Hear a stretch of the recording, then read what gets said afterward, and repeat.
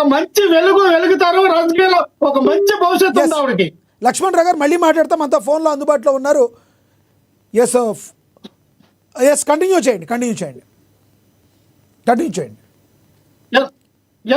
లక్ష్మణాకి నేను ఏమంటానంటే సార్, ఇక్కడ మనం గ్రౌండ్ లో చూస్తే సార్, ఈ రోజున కాపులు ఎన్నో రకాలు మనం చూసాం. ముద్రగడ పద్మనాభం గారు, ద గ్రేట్ లెజెండరీ పర్సన్, కాపుల కోసం ఎంతో తన జీవితాన్ని త్యాగం చేశారు సార్. అటువంటి నాయకుల్ని పవన్ కళ్యాణ్ గారు చిన్న తక్కువ చేసి మాట్లాడారు. చాలా బాధ అనిపించింది.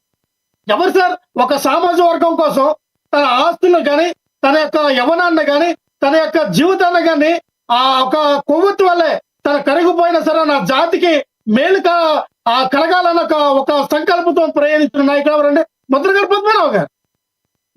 పద్మనాభం గారు. నేను ఆయన పిలుపునిస్తే 15 లక్షల 20 లక్షల మంది రోడ్డు మీద కాసమాసుకు రాస్తారు. ఎందుకు వచ్చారు? అటువంటి వ్యక్తులు కాపాడుకోవాలి. లక్ష్మణ్ రావు గారు మళ్ళీ మాట్లాడతాను. మనతో అందుబాటులో ఉన్నారు రాధా మిత్ర మండలి రంగా అభిమాని గోపాలకృష్ణ గారు, మనతో కడప నుంచి అందుబాటులోకి వచ్చారు. ఆయనతో మాట్లాడదాం. ఆయన కడపలో ఉన్నారు ప్రజెంట్. ఎస్ గోపాలకృష్ణ గారు, నమస్తే అండి.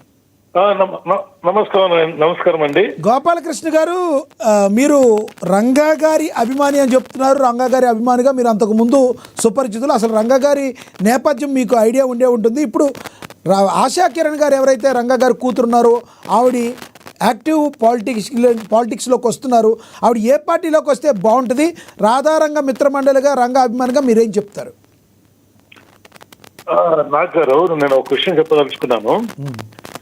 ముఖ్యంగా రంగా గారు ఏ కులానికో ఏ జాతికి సంబంధించిన వ్యక్తి కాదు. అవును, కొంతమంది చెప్పుకుంటున్నారు అతను కాపు సంఘానికి సంబంధించిన వ్యక్తి అని. అతని వల్ల కాపుల కన్నా బలహీన వర్గాల్లో ఎంతో మంది బాగుపడినారు, చాలా ఉన్నత స్థాయికి చేరుకున్నారు. ఇప్పటికీ ఆయన ప్రజల గుండెల్లో నిలిచిపోయినారంటే కారణం అదే. నేను ఆ టైంలో డిగ్రీ చదువుతున్నాను. రంగా గారి హత్య దినము అంతకుముందు జరిగిన విషయాలన్నీ మాకు బాగా తెలుసు. ఆయన చేసిన పోరాటాలలో అప్పుడప్పుడు మేము పాల్గొన్నాము.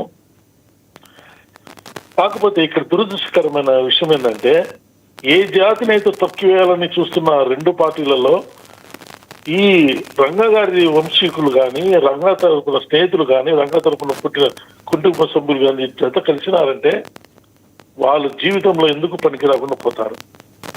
కాపు సంఘం అనేది 10 మందికి సేవ చేసే సంఘం. అది మీరు ఆ టైటిల్ ని, ఆ బ్రాండ్ ని తీసుకెళ్లి జగన్మోహన్ రెడ్డికో లేకపోతే చంద్రబాబు నాయుడుకో తాకట్టు పెడితే వాళ్ళు జీవితంలో ఎందుకు పనికి రాకుండా పోతారు. చేతనైతే పోరాటం చేయండి. మీ బ్రాండ్ లీడర్ గా నిలబడి పనిచేస్తున్న, ప్రజల కోసం కష్టపడి పనిచేస్తున్న పవన్ కళ్యాణ్ లాంటి వాళ్ళతో చేతులు కలపండి. ఆయన కాపు నాయకుడు కాదు. పవన్ కళ్యాణ్ కూడా ఏ రోజు నేను కాపు నాయకుడిని చెప్పుకొని ఓట్లు వేయించుకోలేదు. కాకపోతే అతను నీ కులం అని అనుకున్నప్పుడు నువ్వు ఆయన వెనక్కుండి సపోర్ట్ చేసి అతనిలో ఉన్న నిజాయితీని, అతనిలో ఉన్న సిన్సియారిటీని, అతనిలో ఉన్న రాజకీయము కానీ ప్రజలకు చేసే సేవా గుణం చూసైనా మీరు చేయాలి. జగన్మోహన్ రెడ్డికి ఎందుకు చేయొద్దని చెప్తున్నానంటే, జగన్మోహన్ రెడ్డి నేను తప్పు పట్టడం లేదు, కానీ అతని మీద ఉన్న కేసులు, అతని మీద ఉన్న ప్రస్తుతం పరిస్థితులను చూసైనా మీరు అందుబాటులో రాకుండా, అతనికి సపోర్ట్ చేయకుండా మీరు సొంతంగానే నిలబడండి, లేదా పవన్ కళ్యాణ్తో జత కలపడం నా ఉద్దేశం.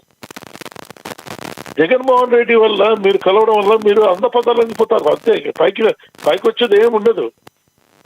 జగన్మోహన్ రెడ్డికి 101 సీట్లు ఇస్తే ఎంత బాగా పరిపాలన చేసుకోవచ్చు.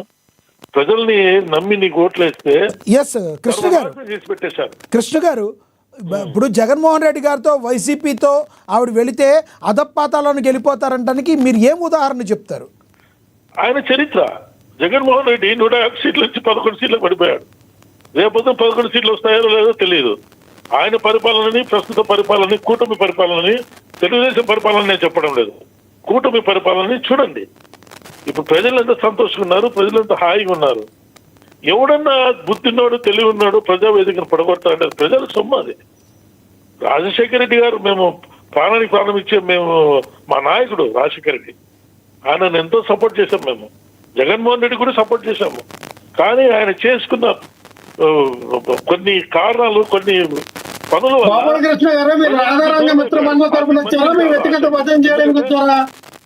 ఆశకి అది మంచిది కాదు. ఎందుకంటే రాధారంగ మిత్రుల నుంచి వచ్చారా మీ